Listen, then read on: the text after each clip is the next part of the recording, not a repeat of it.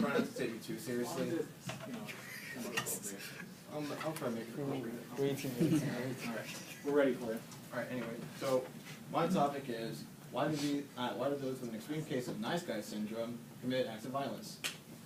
Now, some of you guys may be wondering, what's nice guy syndrome, and why should I care, or why should I even listen to you? Well, to put it bluntly, nice guy syndrome is basically when a man is nice to a particular woman he finds attractive, and so when he actually, has courage to ask her out, she says no, then he goes on tirade and pretty much says, oh, women are liars or manipulative, oh, they don't know what they're missing by not dating me.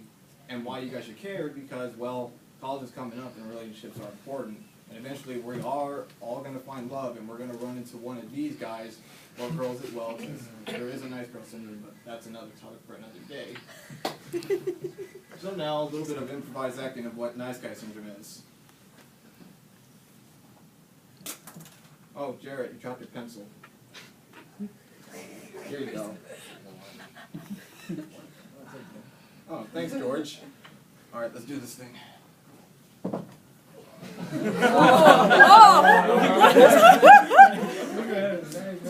what? I mean, I just picked up your pencil for you. I mean, seriously, you're obligated to be in a relationship with me where we will have unprotected, rabbit amount of unprotected sex. Oh my god. I would just read extreme, but yeah, it's true. All right, unfortunately, I kind of have to do that. Anyway, so these nice guys, they're actually in it for the sex. And now, let me move on to a personal story. So anyways, back in 2014, I remember reading about some news article about some shooting that happened in California. And the perpetrator, what was actually interesting about this was he wrote a manifesto right before he died, because he ended up dying as a result of this crime. So this manifesto he wrote was entitled My Twisted World, where he explained how, his suffering was caused by humanity, specifically women, because they just refused to, give him love or even give him the sex that he deserves, nonetheless. I mean, you can kind of tell that he was definitely a wonderful guy. And with that, that perpetrator is named Elliot Rodger, possibly one of the best human beings to have ever lived, and here are just some of the best quotes he has ever said. Here's another one. And another one. As you could tell, this guy hated women, and he was definitely angry with his life because he was just he desired women. I'm talking specifically desired them. He was just nice to them, or at least kind of nice, but he just came off as creepy and weird. And of course, this kind of turned women away from him. And of course, I mean, you kind of want to feel bad for him, but at the same time, it's he's kind of a scumbag, to be honest with you. I really don't feel bad for him anymore. Anyways, moving on to what he did. So now the Isla Vista shooting, I think I actually made a typo there, but anyways. So he ended up killing 7 people and injuring 14 others. So what he did at first was he actually killed 3 of his dorm mates, of course in his dorm by stabbing them all to death.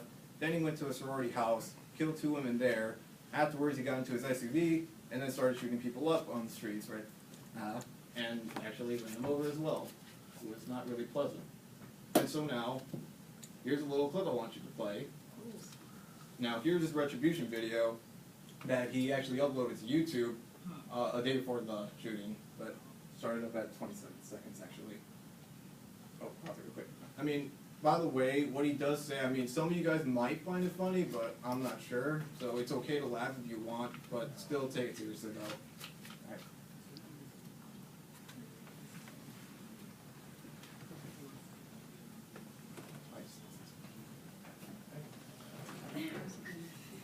Wasn't his dad like a filmmaker or something? Yes. That's actually the point I'll get into later. Rejection and unfulfilled desires.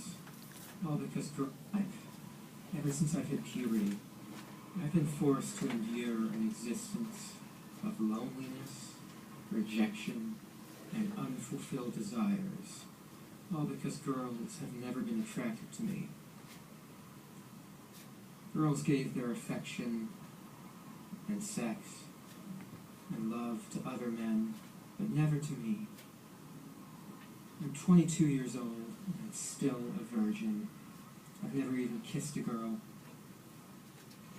I've been through college for 2.5 years. More than that, actually. And I'm still a virgin. It has been very torturous. College is the time when everyone experiences those things such as sex and fun and pleasure. And in those years, I've had to rot in loneliness. It's not fair. You girls have never been attracted to me. I don't know why you girls aren't attracted to me, but I will punish you all for it. It's an injustice, a crime, because I don't know what you don't see in me. I'm the perfect guy. And yet you throw yourselves at all these obnoxious men instead of me, the supreme gentleman. I will punish all of you for it.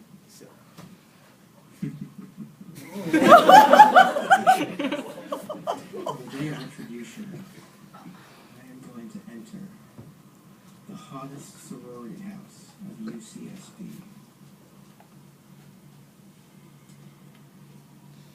And I will slaughter every single spoiled, stuck-up, blonde slut I see inside there. All those girls that I've desired so much, they would have all rejected me and looked down upon me as an inferior man if I ever made a sexual advance towards them. Okay, we're good. But yeah, he just goes on for like an extra 4 or 5 minutes about just how angry it is. He's just, about to carry out his plans. Anyways, moving on. Okay, so now actually going on to these obnoxious men that he's been ranting about in the video, there was actually this study done at the University of New Mexico, I don't know which campus off the top of my head, and so these findings were actually quite surprising because what he did was that he interviewed 200 college students, mostly male, interviewed them if they possess these dark triad traits that these bad boys possessed. And of course, most of them actually had sex with a lot of women, at least 2 or more partners, which is actually surprising since women are supposed to be avoiding these kinds of men and were raised to do such a thing. And personally, I do find this quite surprising because I actually thought that, hey, I know bad boys do get the girls, but Jesus, I didn't know they get that much. Anyways, it also shows that these nice guys, they really are in it for the sex. Sure, nice guys do kind of finish last, but they're actually more likely to be in a long-term relationship rather than these, these bad boys who end up, sleeping with these women for maybe a couple days or 2 and then you move on to the next one. Moving on to the next one. So anyways, the solution is that for women in particular, you guys should be honest with these nice guys that actually do ask you out, because in reality, they're not very nice at all. As a matter of fact, they're probably lying to you because they probably just want to get in your pants or something like that. Additionally, men, you guys should be more realistic with your standards. I mean, I'll even admit it for myself. I'm not the best looking guy ever. I resemble a chia pet. You probably land a plane on my nose. I've been called obnoxious, rude, jerk, a-hole, hipster. You name it, I'm probably it. But of course, not on purpose. I don't mean to be obnoxious on purpose, but I just know what I am. And of course, women, don't call them nice at all, because this only triggers them even more. Because then they'll just complain, oh, women are just mean to me. I don't understand them. They just go off with these obnoxious men. All they want to do is get sex with them. Oh, they're sluts. Oh. But nevertheless, also advise them to, talk to someone. If they're really this angry that they can't get a girlfriend or ever be married, then there's really, nothing you can do personally. It's just maybe they can't talk to someone. And that is all.